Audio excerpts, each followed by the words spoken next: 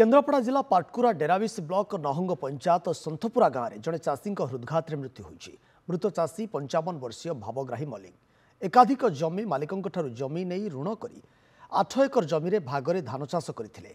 अदिनिया वर्षार धान फसल संपूर्ण नष्ट हो जाइए। 2 दिन हेब से चिंतार थे। से आज धान क्षेत्र में उजुड़ा फसल देखि भावग्राही छाती जंत्रणा अनुभव होबारु क्षेत्र पड़ जाते। स्थानीय लोके उद्धार कर हस्पिटाल नहीं। हस्पिटाल डाक्तर मृत घोषणा करते।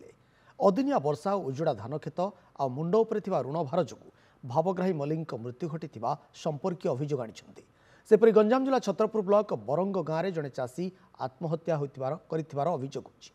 मृत चाषी बरंग गाँव बनमाली पेंठे करज कर धान चाष करते। अदिनिया वर्षार धान फसल नष्ट होती। अदिनिया वर्षार सबू धान फसल नष्ट हो जाइथिबारु परिवार पई वर्षकर दाना जोगाड़ और ऋण सुझिबा नहीं चिंतार थिले बनमाली। सरकार तुरंत मृत चाषी परिवार को क्षतिपूरण देवाकू स्थानीय चाषी और परिवार निवेदन करिसेंति।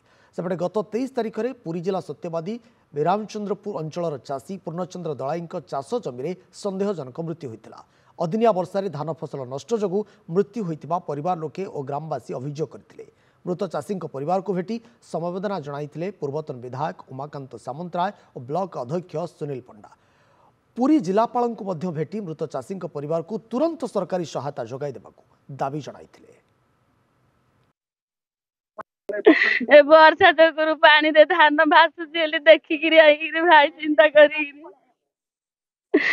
सबुदिन जाइए बुलिक भाई खाऊ न खाऊ रोई बकरे सी तंजी कहीं आसिले नीलगिरी बहु देखला से नेटनिहरे तारी छक्का एका दौड़ी दे कि खाली बिल 20-25 जणा चाष कर पानी जो खा पी कर वर्षा जो 4 दिन है खाऊन पीऊन मन डीम रखियार आज बिलमाल बुलिक पलि आसिले आ खाना पीने किसी नहीं कथबार्ता नहीं लैट्रिन गले इंडिया काम कर 25 जण लोन आनाई 4टा लोन आनाई। हाँ 2 लाख पर 2 लाख पर गत किछि दिन लगाण वर्षा होतिला से वर्षारे जो प्रकार आमर धानर जो व्यापक क्षयक्षति होती से जो आमर बनू पेंठे सी भी ए गाँव जड़े भाग चाषी सी प्राय 30 घण भाग चाष चाष करुले। ये जो चाष करने भितर जो वर्षारे तार संपूर्ण भाव में धान नष्ट हो जाए।